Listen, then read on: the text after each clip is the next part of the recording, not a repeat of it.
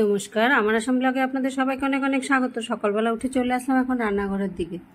এখন বাজে সকাল 9:15টার মতো। ওয়েদারটা এত সুন্দর হয়েছে, কিন্তু গরম প্রচণ্ড, না রোদ আছে না বৃষ্টি আছে, হালকা মেঘলা করে রয়েছে। তো সবাই যার যার মতো খেয়ে দিয়ে গেল, কি বাসনপত্র সমস্ত নিয়ে বেসিনে রেখে হাতটা ধুয়ে নিজের জলখাবারটা রেডি করেছি। উমাও বেরিয়ে গেল। এবার দরজাটা বন্ধ করার জন্য এই পাশে এসে, কারণ এদিকে লোকজন থাকে না, দরজাটা খোলা থাকলে এই সাইডটা পুরোই খোলা থাকে।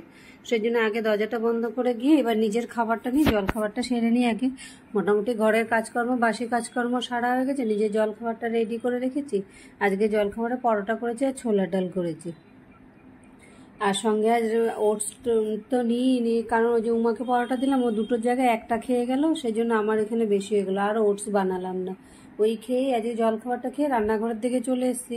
বাসি কাজকর্ম শেষ, এবার রান্নার ঝামেলাটা করে নিয়ে তারপরে রোজকারের মতো তো আছেই আমার কাজ। আজকে রান্নাতে করব ভেন্ডি, করব একটু কাঁকরোল, তারপরে বেগুন, এগুলো সমস্ত কিছু দিয়ে পেঁয়াজ দিয়ে করব, পেঁয়াজ আর টমেটো বেটে দিয়ে ভেন্ডিটা করব, আর সাথে মাছের ঝোল করব।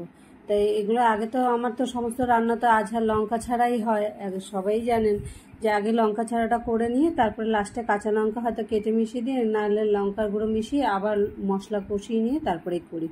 তাই রান্নার মধ্যে এখানে আজকে ওই ভেন্ডি চচ্চড়ি আর মাছের ঝোল, সেই রান্নাটা হয়েই গেছে। আঝালাটা উঠিয়ে নিয়েছি, লাস্টে একটু লঙ্কার গুঁড়ো একটু মিষ্টি দিয়ে উমারটাকে একটু কষিয়ে নিলাম, নিয়ে আবার এইটাকে একটু জল দিয়ে ফুটিয়ে নিয়ে তারপর নিজেদেরটা নামাবো।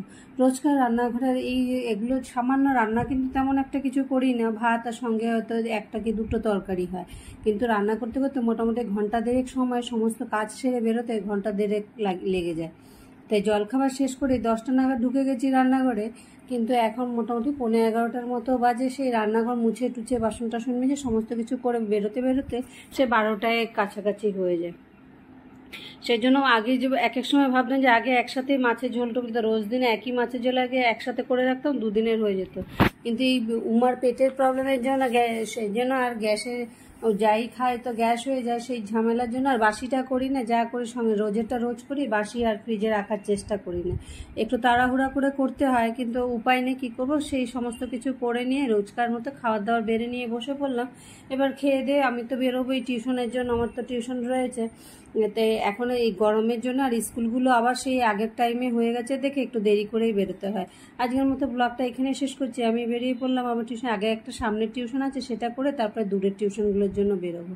তাই আজকের মতো ব্লগটাকে এখানে শেষ করছি। আবার দেখা হবে পরের আরেকটি ব্লগে। যারা যারা দেখছেন ভালো লাগলে লাইক সাবস্ক্রাইব করে নেবেন। আমার আসাম ব্লগের তরফ থেকে আপনাদের সবাইকে অনেক অনেক ধন্যবাদ। তো হয়ে গেল, এখন রাস্তাটা এই পার থেকে এপারে চলে আসলাম, গিয়ে এই সামনের দুটো বিল্ডিং পরে আছে টিউশন।